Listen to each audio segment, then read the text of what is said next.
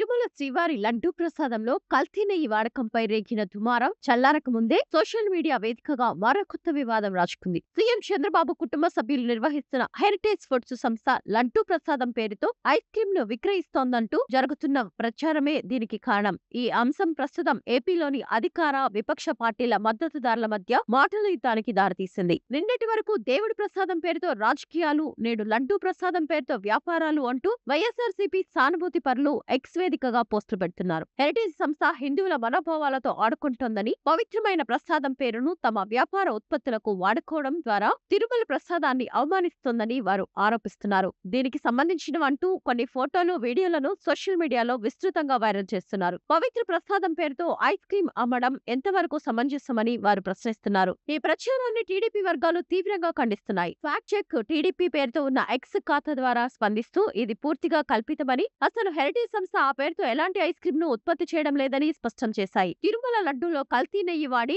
మహాపాపానికి పాల్పడ్డారని, ఆ అంశం నుంచి ప్రజల దృష్టిని మరల్చేందుకే వైసీపీ ఇలాంటి ఫేక్ ఫ్యాక్టరీలతో ఫేక్ ఉత్పత్తులు సృష్టించి కుట్రలకు పాల్పడుతుందని ఆరోపించాయి. హెరిటేజ్ సంస్థ ప్రతిష్టను దెబ్బతీయడానికే ఈ ఫేక్ ప్రచారానికి తెరలేపారని టీడీపీ వర్గాలు మండిపడుతున్నాయి. ఈ ఆరోపణలు, ప్రత్యారోపణలతో సోషల్ మీడియాలో తీవ్ర గందరగోళం నెలకొంది. లడ్డూ ప్రసాదం అని పేరు పెట్టారు కానీ ఏ దేవుడి పేరును ప్రత్యేకంగా వాడలేదు కదా అని కొందరు వాదిస్తుండగా, అసలు ప్రసాదం పేరును వాణిజ్య ఉత్పత్తికి పెట్టడమే తప్పని మరికొందరు అభ్యంతరం వ్యక్తం చేస్తున్నారు. అసలు హెరిటేజ్ సంస్థ నిజంగానే ఈ ఐస్ క్రీమ్ ను తయారు చేసిందా, లేక ఇది కేవలం రాజకీయ ప్రత్యర్థులు సృష్టించిన ఫేక్ ప్రచారమా అనే దానిపై స్పష్టత కొరవడింది. ఈ వివాదంపై హెరిటేజ్ ఫుడ్స్ సంస్థ అధికారికంగా స్పందించి వాస్తవాలను వెల్లడిస్తే ఈ దుమారానికి తెరపడే అవకాశం ఉంది.